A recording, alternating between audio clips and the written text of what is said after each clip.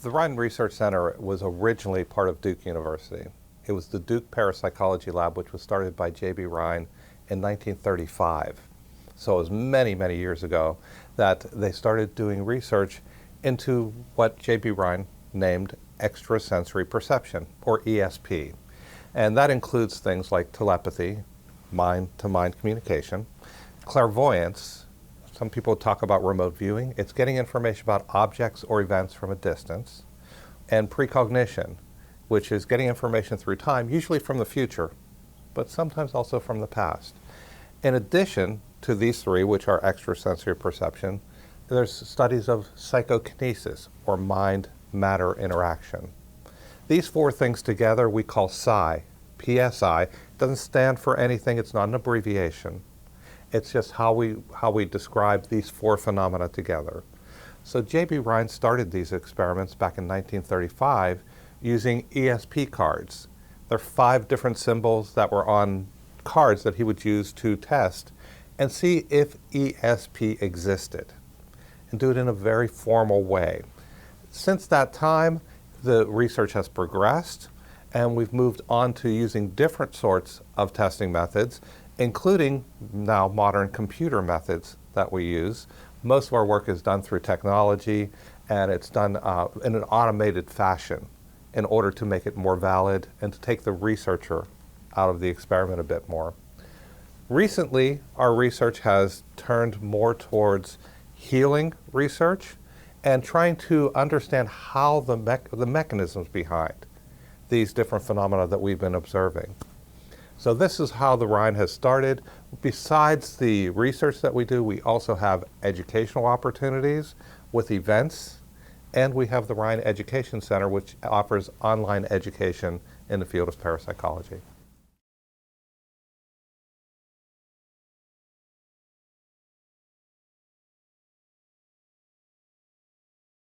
The collected data is published in the Journal of Parapsychology from 1937 up until the current day. So it's 85 years or so that we've been publishing. If you look at the collected data, and in this field, as if we were in any other field, it is significant evidence saying, yes, these phenomena occur, and also it's providing evidence on how it happens. So we're learning more about the different factors that are involved, why some people are really good at it, and other people don't have as much success. We're learning more about why that is. We're learning about how, oftentimes with ESP, it works better when you have people who know each other very well. People who are what we call bonded pairs, a mother and a daughter, siblings, brother and sister, a couple that know each other very well. They do better on ESP tests than people who aren't familiar with each other. Topics like this are covered in the research, and so yes, the evidence is these things happen. We've noticed them in the lab. Now our goal is to figure out exactly why it happens.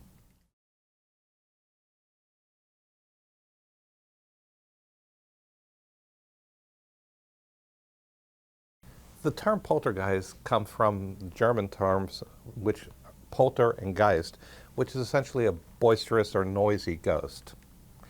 But in the 1950s, and actually slightly before then, there was a change within the field of parapsychology, and we established that it doesn't have to be a spirit-oriented phenomena.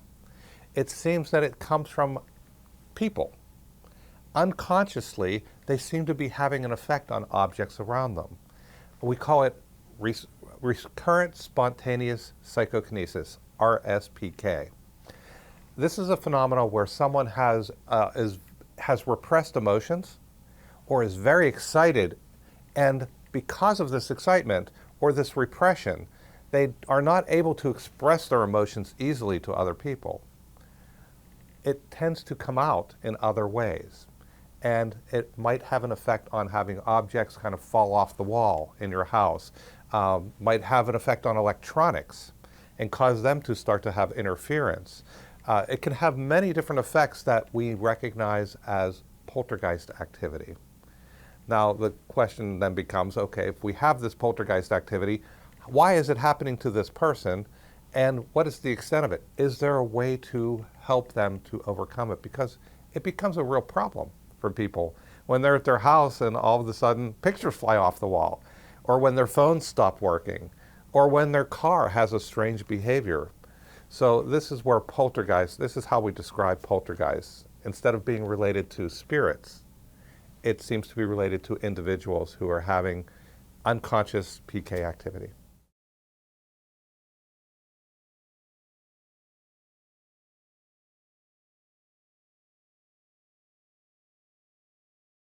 When we do work in the lab, we see that people can have effects on objects. This is psychokinesis, or PK.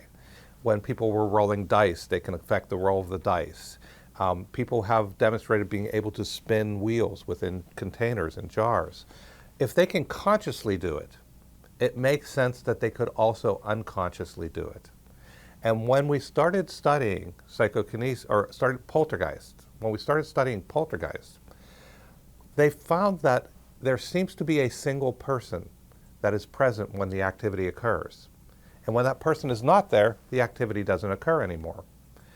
It makes sense logically to say if people can have these effects on objects, and it seems to occur around this person, and they're not doing it on purpose, it's more likely that it's them causing the effect than it is that it might be a spirit. It could still be a spirit.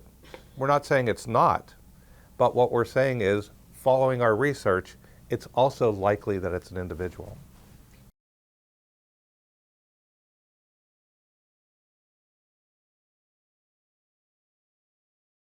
After I was here for a couple years, we got a phone call, and it was a medical doctor who was in the same state, and he had a patient.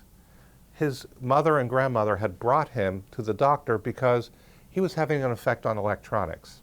He couldn't have a telephone because it would malfunction. The computers around him would break. The remote control wouldn't work for the TV correctly.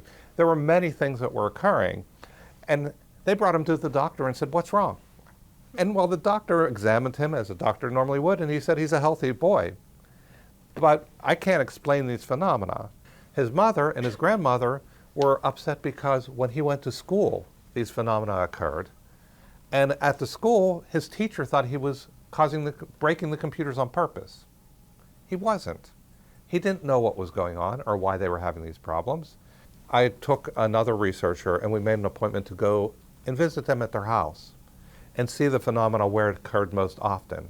We started to have a conversation and looked at some of the different phenomena they described.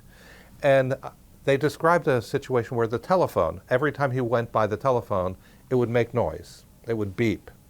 And that he would get interference on cell phones.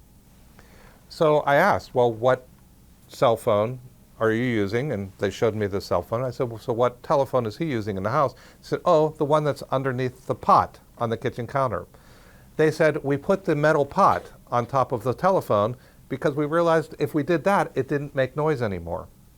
I said, well, okay, you have this telephone, you have this cell phone, this is where you have the problem. I'm a scientist, right? Show me. Can we try it? And so we tried it. So he took the phone from underneath the metal pot, and he called his mother on the cell phone. And he went in the other room, and within 15 seconds, she just said, oh, it's happening. And I said, what's happening? And she said, I can't hear anything. So I said, may I see the phone? When I listened to the phone, all I heard was like a static. It sounded like feedback, you know, a loud noise that just kept going higher in pitch and lower in pitch. And I couldn't determine what it was. So I asked my friend, Bill, who was with me, I said, would you take the phone and let me see what's going on with him? So Bill had the cell phone. I walked into the other room and I saw him, and he had the cordless in his hand, and he was very frustrated, very upset.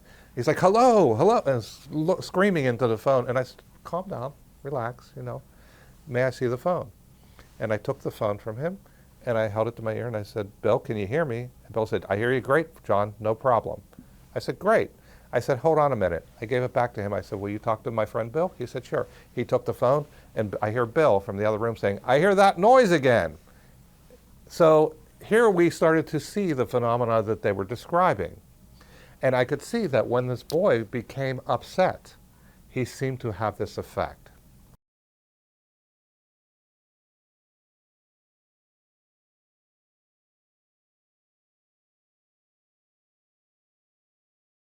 I would create a study, a research study. And I created a study where we could take computers and evoke anxiety in people and see if this anxiety would evoke errors in the electronics. So I set up a network. Being a programmer in the past, I had a lot of experience with doing work with computers. So I set up a computer network in a room, and I had information transferring on that network, and I was monitoring it for errors. And I watched it for errors constantly. And I found that it had, most of the time, there would be natural errors in the network, but not too many. What I also did is I brought people into the room, and I had them doing tasks on a computer, a separate computer. They didn't even know the network was in the room. I had them doing video games. And the video games were very simple. Some of them were just moving things across the screen. Some of them were trying to guess which card, find a card in a bunch of cards. Others were related to finding a missing object. They were just silly little games you do on the computer. But I put a time limit on them. And I told them if they do it quickly enough, they get chocolate. So they were motivated because they would get a reward for it. And my goal was to see if I could get them to be a little bit anxious about what was going on. Half the people who did the study, the computer worked normally and they did the games. The other half, I purposely broke the games.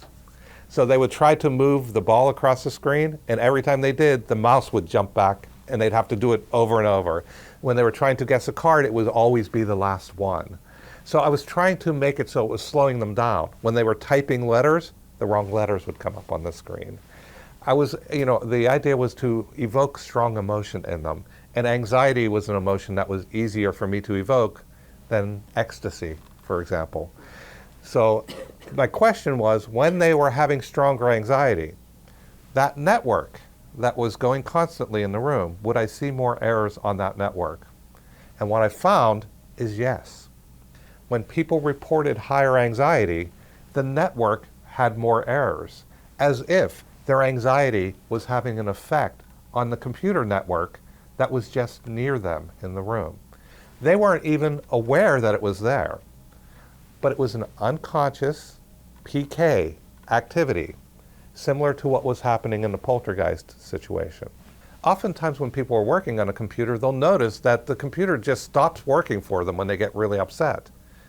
Well, what this indicates is it's not because you're making mistakes, but it's because you might actually be affecting the computer itself, the electronics, having an effect on networking systems. This was a real-world situation, and we saw this in a real-world situation. What do you do in those situations? You want to reduce the anxiety. Get up, take a walk, get a cup of coffee, relax a bit, and then come back to it later. Because it may be that you're not making the mistakes by typing, but you may actually be having an effect on the electronics because of your emotional state.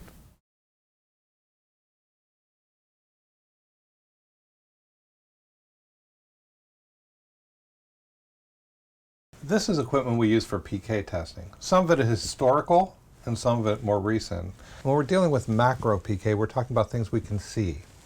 Something we don't need any sort of special instruments to measure. We use this instrument called an Edgeley wheel.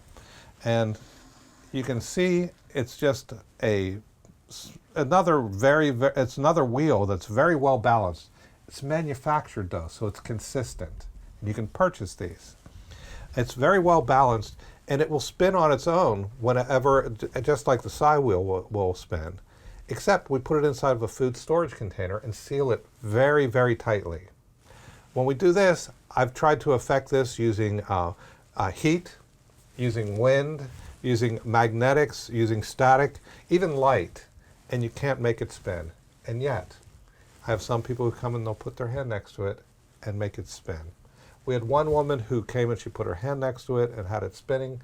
She stopped it, I asked her to spin it the other way. She had it spinning the other way. She stopped it. She spun it back the other way. So she was demonstrating control. This is a very important thing. So we know that it's not just moving randomly. It's moving according to her intentions. This is one of the first true random number generators that was ever produced. Now, you might ask, why does it have all these things around the outside edge here? Helmut Schmidt realized something very early. Random number generators are essentially coin flippers, heads or tails, ones or zeros. People get very bored of ones and zeros. If I try to produce a lot of ones, they get bored. But if I say when a one is produced, the light will move to the right. When a zero is produced, it'll move back to the left. So as you get more ones, it'll move the light this way. People don't even have to think about ones and zeros anymore. They can then start thinking, I want to make the light move to the right and make it go like this. Much more interesting, much more engaging for people, something they might want to do. So Helmut created a number of different machines that gave interesting interfaces. This is the first one he created.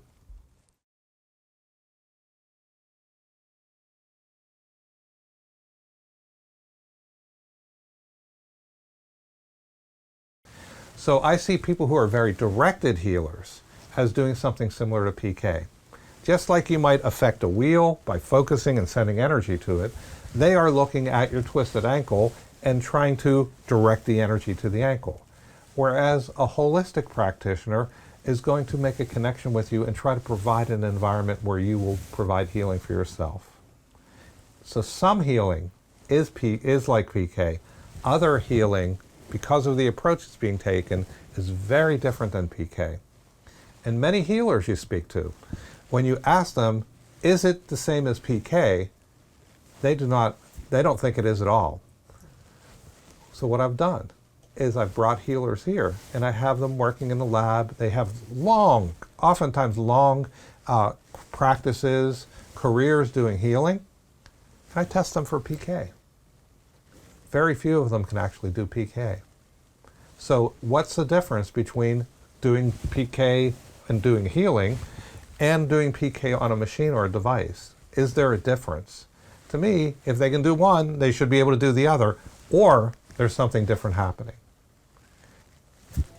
So this is where I would say the majority of the healers I work with don't seem to be doing PK, but seem to be doing something more, coming into synchrony with another person and trying to provide an environment for healing. But some healers are doing PK.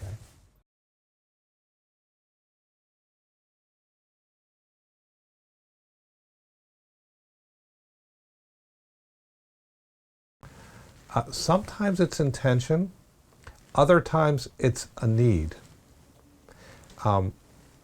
Healing is often associated with intention. But what we've been finding more recently, as we've been discussing it with healers and as we've been noticing the effects that are going on, if there's no need, if there's not someone that needs to be healed, it's less likely to occur. You're not going to find healers expressing photons in my lab if they're not trying to heal someone or don't have a motivation to do it. A lot of times the need is what's important. There were some experiments that were done with mice. And when the mice were ill, they could be healed. But you can't make the mice who are not ill more healthy. Same thing with plants. Back in the 1960s, a man named Bernard Grad did experiments with a healer named Estebani. And Estebani, they were trying to set up an experiment around plants and determining whether Estebani could make the plants grow better. Estebani was insistent, I cannot make the plants grow better unless they're injured or they are stressed. So they put salt water on the plants, which is harmful to the plants. And Estebani treated the water. When he treated the water, the plants that were watered with the treated water grew better than the ones that were with the other salt water. So the need is important also. If there's no need, it's less likely the healing will occur.